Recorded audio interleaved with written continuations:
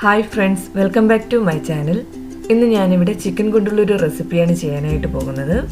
Cooking start ചെയ്യുന്നതിന് മുൻപായിട്ട് എപ്പോഴും പറയും പോലെ തന്നെ ചാനൽ ഇതുവരെ സബ്സ്ക്രൈബ് ചെയ്തിട്ടില്ലാത്തവർ സബ്സ്ക്രൈബ് ചെയ്യുക. തുടർന്നുള്ള നോട്ടിഫിക്കേഷൻ ലഭിക്കുന്നതിനായിട്ട് തൊട്ടടുത്ത് കാണുന്ന ബെൽ ഐക്കൺ ബട്ടൺ ക്ലിക്ക് ചെയ്യുക. അതുപോലെ തന്നെ ചാനൽ ആദ്യമായിട്ടാണ് കാണുന്നവരുണ്ടെങ്കിൽ വീഡിയോസ് കണ്ട് ഇഷ്ടപ്പെടുകയാണെങ്കിൽ അവരും സബ്സ്ക്രൈബ് ചെയ്യുക.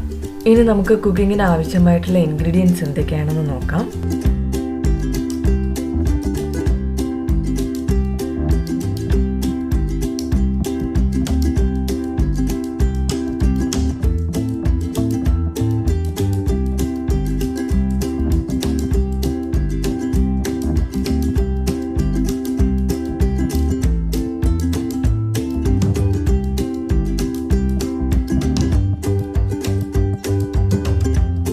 കുക്ക് ചെയ്യുന്നതിന് മുൻപായിട്ട് നമ്മുടെ ചിക്കൻ മേൽപ്പറഞ്ഞ എല്ലാ ചേരുവകളും കൂടി ചേർത്ത് നന്നായിട്ട് മാരിനേറ്റ് ചെയ്ത് വെക്കേണ്ടതാണ്. ഇതൊരു 10 to 15 മിനിറ്റ് വരെ വയ്ക്കണം. ഇനി നമുക്ക് ചിക്കൻ ആവശ്യമായിട്ടുള്ള മസാലക്കൂട്ട് തയ്യാറാക്കേണ്ടതായിട്ടുണ്ട്. ചിക്കൻ റെസിപ്പി സ്പൈസി ആയതുകൊണ്ട് തന്നെ 8 വറ്റൽമുളക് ഞാനിവിടെ ക്രഷ് ചെയ്ത് എടുത്തിട്ടുണ്ട്. അത് കഴിഞ്ഞിട്ട് നമുക്ക് 1 ടീസ്പൂൺ എണ്ണ കൂടെ അതിന് ചേർക്കണം. പിന്നെ നമുക്ക് 2 ടീസ്പൂൺ ഗരം മസാല, കാര്യം ഉള്ളിക്കും ചിക്കനും വേണ്ടിയിട്ടുള്ള ഗരം മസാലയാണ് ഞാൻ ഇതിലേക്ക് ചേർക്കുന്നത്. ഗരം മസാലയോടൊപ്പം 1.5 ടീസ്പൂൺ മല്ലിപ്പൊടിയും 1/4 ടീസ്പൂൺ മഞ്ഞൾപ്പൊടിയും കൂടെ ചേർത്ത് നന്നായി മിക്സ് ചെയ്ത് മാറ്റി വയ്ക്കണം. ഇനി നമുക്ക് പാൻ ചൂടായതിന് ശേഷം 3 ടേബിൾ സ്പൂൺ എണ്ണ ഒഴിച്ച് എണ്ണ ചൂടാകുമ്പോഴേക്ക് മാരിനേറ്റ് ചെയ്ത് വെച്ചിരിക്കുന്ന ചിക്കൻ ഇട്ട് കൊടുക്കുക. ഞാനിവിടെ കോക്കനട്ട് ഓയിലാണ് എടുത്തിട്ടുള്ളത്. നിങ്ങൾക്ക് ഏത് തരത്തിലുള്ള വെജിറ്റബിൾ ഓയിൽ വേണമെങ്കിലും ഉപയോഗിക്കാവുന്നതാണ്.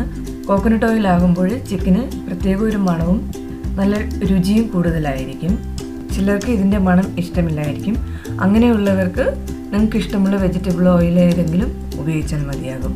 ചിക്കൻ നമുക്ക് ഫുൾ കുക്കായിട്ട് കിട്ടാനായിട്ട് 20 മിനിറ്റ് മതിയാകും. ഇവിടെ ഞാൻ 2 സൈഡും ഒന്ന് ഹാഫ് കുക്കായിട്ടൊന്ന് ഫ്രൈ ചെയ്ത് എടുക്കുകയാണ്. നേരത്തെ പറഞ്ഞതുപോലെ തന്നെ ഇവിടെ നമുക്ക് ഓരോ സൈഡും 3 to 5 മിനിറ്റ് വരെ ഫ്രൈ ചെയ്തെടുക്കണം. അതിനുശേഷം നമുക്കൊരു പാത്രത്തിലേക്ക് മാറ്റി വയ്ക്കാം.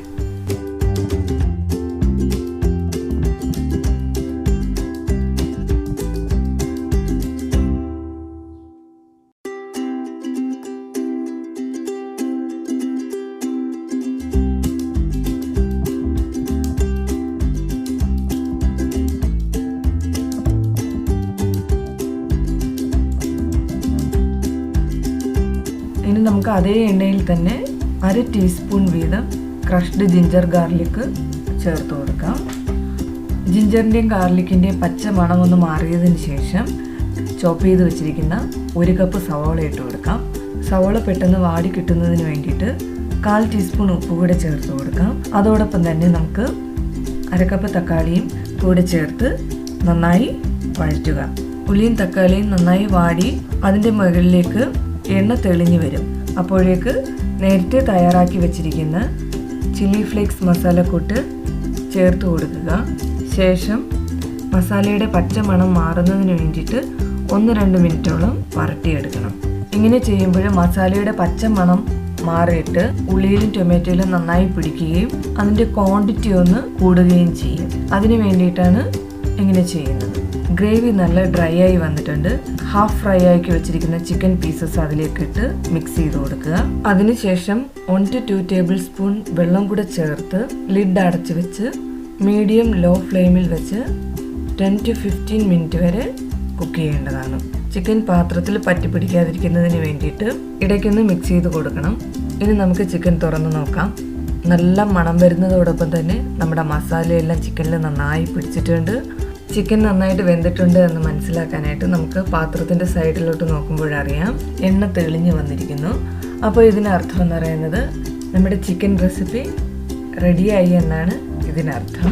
ഫ്ലെയിം ഓഫ് ചെയ്ത് ഗാർണിഷ് ചെയ്യാനായിട്ട് കുറച്ച് മല്ലിയില കൂടെ ചേർത്ത് മിക്സ് ചെയ്ത് ചൂടോടുകൂടെ തന്നെ സെർവ് ചെയ്യാവുന്നതാണ്. ബ്രേക്ക്ഫാസ്റ്റിനും ഡിന്നറിനൊക്കെ കഴിക്കാൻ പറ്റിയ നല്ലൊരു ടേസ്റ്റി ആയിട്ടുള്ളൊരു ചിക്കൻ റെസിപ്പിയാണിത്. ചില്ലി ഫ്ലേക്സ് മസാലയിട്ട ഈ ചിക്കൻ വരട്ട് നിങ്ങൾക്ക് എല്ലാവർക്കും ഇഷ്ടപ്പെട്ടെന്ന് കരുതുന്നു. ഒരു തവണയെങ്കിലും എല്ലാവരും ട്രൈ ചെയ്ത് നോക്കണം. എന്നിട്ട് നിങ്ങളുടെ വിലയേറിയ അഭിപ്രായങ്ങൾ അറിയിക്കുക. അത് പോസിറ്റീവായാലും നെഗറ്റീവായാലും നിങ്ങൾ കമൻറ്റ് ബോക്സിൽ എഴുതുക. അപ്പോൾ നെക്സ്റ്റ് വീഡിയോയുമായി വീണ്ടും കാണാം. Thank you.